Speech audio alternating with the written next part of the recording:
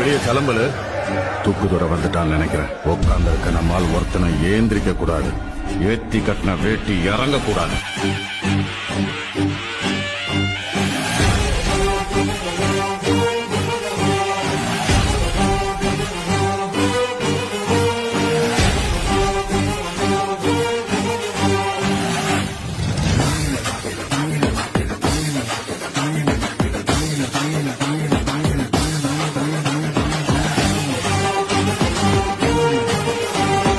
எதிர்கட்சி தலைவர்களுக்கும் என்னுடைய வணக்கத்தை தெரிவித்துக் கொள்கின்றேன்.